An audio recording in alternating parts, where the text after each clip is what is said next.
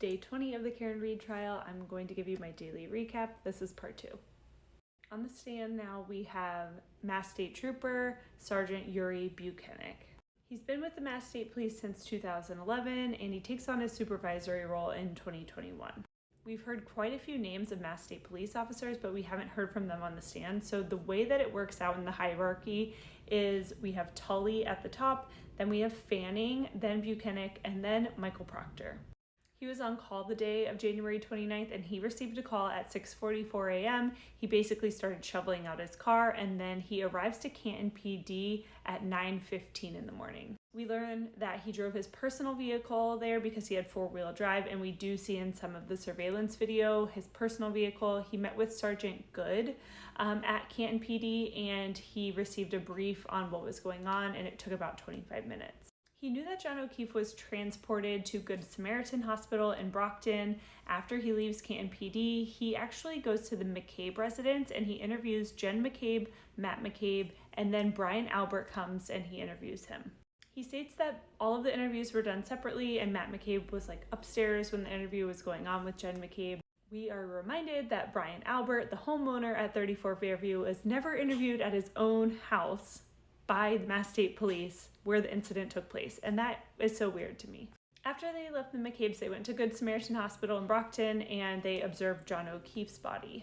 We learned that John O'Keefe's clothing was on the floor at the hospital, and this was the black or gray hoodie, sweatshirt, the orange t-shirt he was wearing underneath, the jeans with the belt, and the sneaker, and it was only one sneaker. They didn't have the other one yet. He also says that the clothing was covered in traces of vomit and it was soaking wet, most likely due to being under the snow. He explains how evidence is collected and handled and how they store the evidence, and essentially only 2 police officers have access to this. He names them off, and then Mr. Lally adds one more name, so it wasn't clear if that other person had access as well.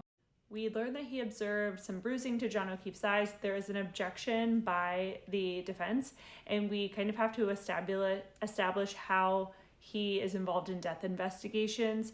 And he says that at the Mass State Police, they have jurisdiction over unattended deaths, and he has estimated to have been a part over 500 death investigations. He also testified that he observed a cut to his nostril and eyelid and cuts to his arm. He was very careful about not saying the word laceration to the arm, but then at the end he did say the word laceration. This is testimony that I would expect from a medical examiner or somebody that has relevance in this field. I wouldn't expect this from the state police, but that's where we are. So this is the first time that we're going to see the evidence of the clothing in the courtroom. The first thing that Sergeant Buchanek holds up is the gray and the black hoodie. We also see the orange t-shirt that John O'Keefe was wearing underneath that hoodie. We see the one Nike shoe. This is the right shoe. And John O'Keefe's jeans and John O'Keefe's belt. Also in the bag with his jeans and his belt were his boxers, but there was a sidebar, and for some reason we are not going to see the boxers, and the jury is actually not going to see the boxers. That was removed out of the evidence bag. They take a lunch break, and when they're back from lunch, there's some more questioning about the clothing and what they did to the clothing after they got back to the police station. They laid everything out, it says, on butcher paper to let it dry. Then they store it all for transport and package it individually for evidence. After this, they begin to show pictures of John O'Keefe's body, and those pictures are not shown to the media, to the live stream. It's just to the jury. After he leaves the hospital, he is going to Dighton, where Karen Read is, and she is at her parents' house there. They're going to Dighton, and they call the Dighton PD because they're going to tow Karen Read's car. I thought this was very odd because nobody had seen Karen Read's car before this point. So he calls the Dighton PD basically to ask for an escort there because he's a plainclothes officer this day and he's driving his personal vehicle. When he arrives to the Read residence, Mr. Read answers the door. Karen Read is inside on the couch on her laptop and has her phone with her, and Mrs. Read is also there. He said that he wanted to get the facts from Karen Read and was asking her what happened, and she said that she didn't want to go into too much detail. He says that because of the situation, he basically treads lightly with her. She told him that she got in a fight with John O'Keefe on January 28th in the morning over what the children, his niece and nephew, were being fed for breakfast. At 9 p.m., they met at C.F. McCarthy's. She says she didn't leave there with a beverage and there wasn't a physical fight or a verbal altercation. Then they went to the Waterfall Bar and they met up with more friends and they continued drinking, and that's when they got invited to go back to 34 Fairview to this after party. So she drives to 34 Fairview. She said that she dropped off John O'Keefe and then made a 3-point turn and left. And then it's asked, how did she find out about the damage to her car? She said she doesn't know how it happened, but it was last night. And then she says she didn't stay and hang out at the Alberts house because she was having stomach issues and she didn't want to go in. At this point, Karen Read's cell phone is seized for evidence, and the vehicle is actually then towed by the Dighton Police Department and brought back to Canton PD to the Sally Port. He said he wasn't aware at the time, but he learned that there was camera footage of her parents' house in Dighton. At the top of the camera screen here, you can see her car being loaded up onto the tow truck, and that right there is her passenger taillight. Her car was towed all the way to the Canton PD Sally Port because it was heated there and they wanted the snow to melt off the car. He says that he followed behind the towed car. Okay, there's a lot that happens here. So Karen Read's face, when we start to see the video of the car being pulled into the Sally Port, it actually is a mirrored video. So she says, we don't have this. That's what she says to her parents that are right behind her. And this is the video surveillance of her Lexus SUV being entered into the Sally Port. It's really hard to tell from the screen grab, but on this antique car, it says police on the back, but it's actually mirrored. So it makes you think that this is the passenger door and that's the passenger taillight, but it's flipped. And this is what it actually should look like. I just flipped the screen capture.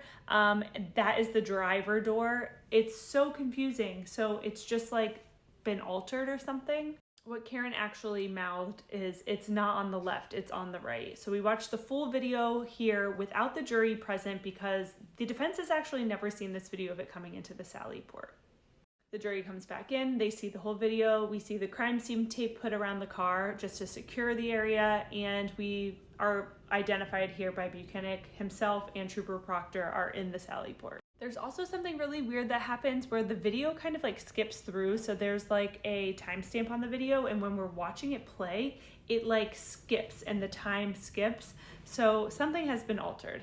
We start to learn about the Ring surveillance camera that was at John O'Keefe's driveway. We've seen footage from this before, and he requested a search warrant to get the Ring footage for the 28th and the 29th. We see the video of Karen Read's car exiting John O'Keefe's garage. This is at 5:07 a.m. and this is when the defense is stating that Karen Read's car hits John O'Keefe's car and cracks her taillight. So at this point, the Commonwealth and the defense are agreeing that Karen Read's taillight is broken on different instances though. Here on the car, and there for the Commonwealth are saying that this actually happened when John O'Keefe died at 12:30.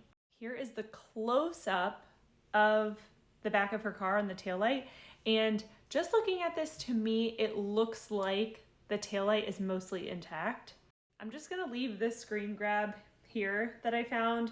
I don't know, something doesn't look right to me. We see more surveillance footage of when Karen Read arrives back to the house with her father and her brother, and they're kind of cleaning off the car. They don't clean off the part with the broken taillight though. The last hour of testimony is the surveillance footage at C.F. McCarthy and the Waterfall Bar. So Karen Read and John O'Keefe are here, and we're counting drinks. Lally wants to know how many drinks Karen Read had. This was so boring to me, but it's really never established exactly how many drinks she has. I think it was 7, but we don't know if they're alcoholic because she keeps ordering a tall glass and then she orders a shot on the side sometimes and pours that shot into the drink sometimes too.